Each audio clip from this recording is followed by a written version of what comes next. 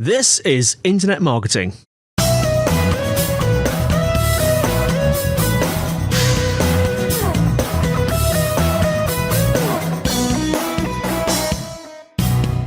Brought to you by SiteVisibility at SiteVisibility.com. This is Internet Marketing. Now, before we start, we have a request. If you really are enjoying the show, we would love a review from you in iTunes or your podcast app.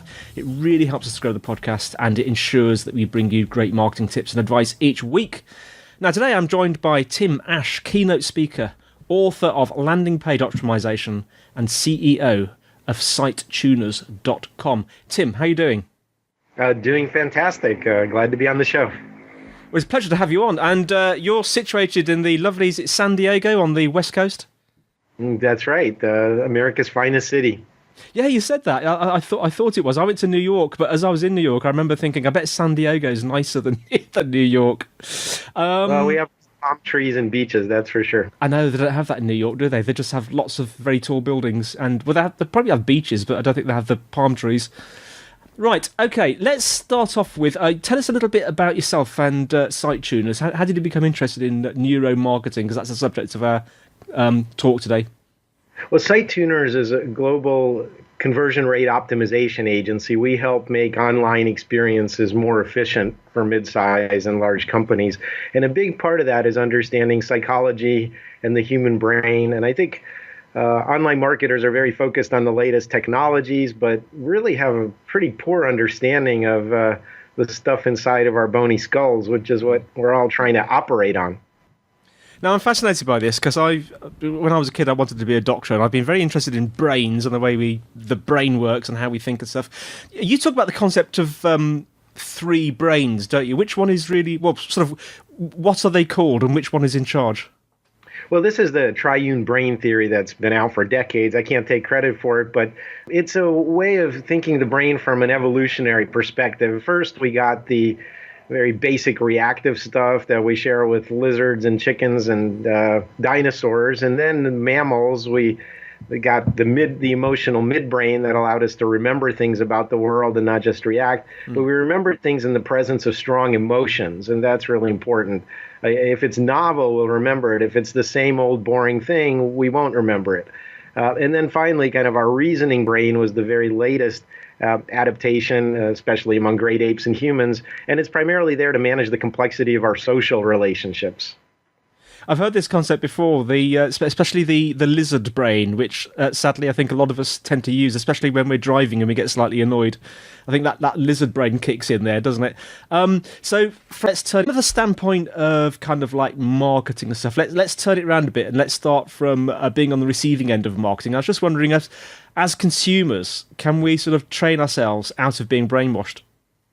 I don't think so. This stuff is happening at the subconscious level, and that's the key thing to understand. You can think of those lower brains as handling the emergencies and handling most of our day-to-day, but conscious brain only gets involved a few percent of the time, say 5% of the time or so. So it's basically asleep most of the time, and it's not even allowed to function. Most of what we do is on autopilot and nonverbal and unconscious to us. We have very powerful biases at that level that marketers can take advantage of, but we can't see our own subconscious No. As consumers and try to get out of the trap of using that part of the brain. It makes me think of mindfulness, actually, because the whole thing behind mindfulness is kind of being unconscious, isn't it, and be aware of the present moment. Do you think that could help? I think it may, in terms of settling your emotions and those kind of mindfulness practices. I do Tai Chi, among other things, are very helpful for living in general. But but we also, I think, have this irrational bias against irrationality. Just our thinking isn't what makes us so wonderful and special. We're really effective at doing things quickly, at assessing situations at a glance, and we just can't do that without that other lower level machinery. So it's gotten us this far. So if we focus our sort of attention to the marketing, which is what most of our listeners will be interested in, are there some practical ways that we can get people to focus on a single desired outcome? Well, I think that the important thing is what happens before you ask them for the outcome. So when we talk about conversion rate optimization on the website, we want you to take a particular action. It's to buy something in the e-commerce store, or to fill out a form, or to pick up the phone and call, whatever that conversion is. It's important to figure out what happens before it. In other words, what's the context in which you're trying to get me to make the decision? Often we can manipulate the lobby of the experience, if you will, in order to get a higher likelihood of you taking action. So I always love examples. Have you got any examples of companies that are sort of approaching this well in a good way? Well, there's some obvious ones in marketing, but for example, when you do a product introduction, let's talk about one of the powerful biases we have, which is to compare things against each other. We have no notion of the absolute value of something. So when Apple introduced the iWatch, I think they came out with some diamond-encrusted $10,000 version of it, Yeah. and actually they didn't expect anyone to buy it. Apparently a few hundred idiots around the world did, but it was really to frame the experience so that when they announced their $700 normal price point, it would seem like a bargain. So that's an example of what I was talking about, that lobby experience. The first thing you saw was 10,000. You have nothing to compare it against, so 700. Now you're comparing against the 10,000. Yeah. So those kind of anchoring effects and how you structure your offer, what you compare it against. You see this in car advertising. Well, our crappy little Hyundai car. Well, they don't say that, but is wonderful because it has more cup holders than a Mercedes-Benz. So you're choosing who you're comparing against, and that gives you a halo effect, or moves you towards a certain decision. So you're thinking that I've bought a car, or I'm buying a car which is actually better than a Mercedes-Benz in terms of ashtrays and things. Number of cup holders, exactly. Cup holders. That was the example, wasn't it? Yeah. Now I know there's quite a lot of sort of terms and sort of strangely sounding names of things in this whole field. Particularly interested in framing and bracketing. What does this mean, and how is it relevant to marketing?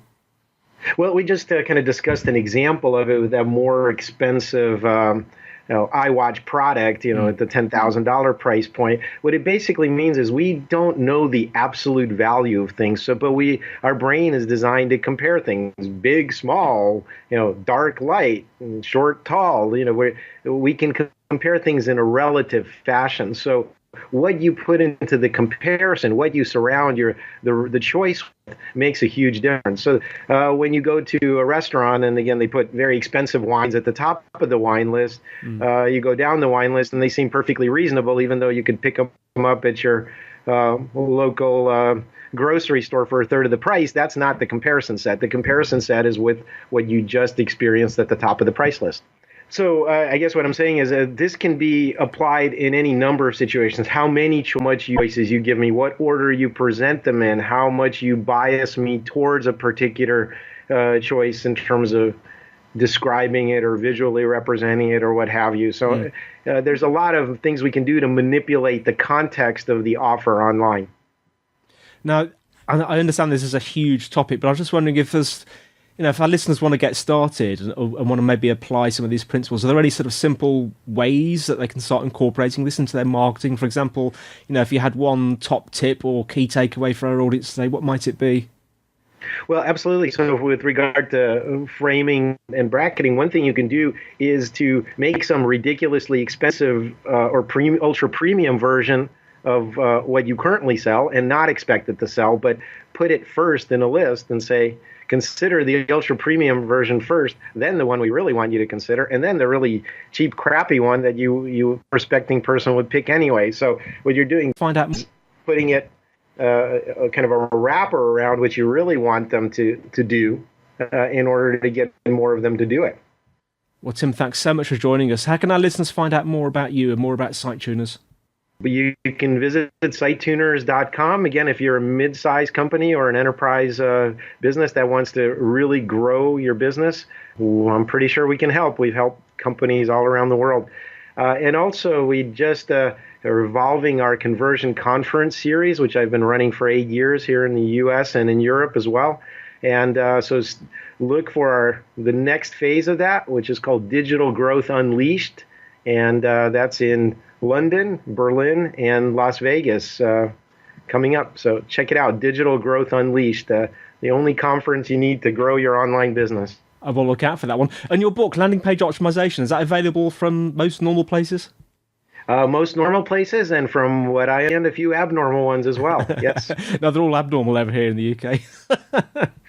So thanks so much, Tim, and thanks to our listeners for listening. Show notes are in the usual place, sitevisibility.com/IM podcast. Don't forget to leave us a review if you're enjoying the show.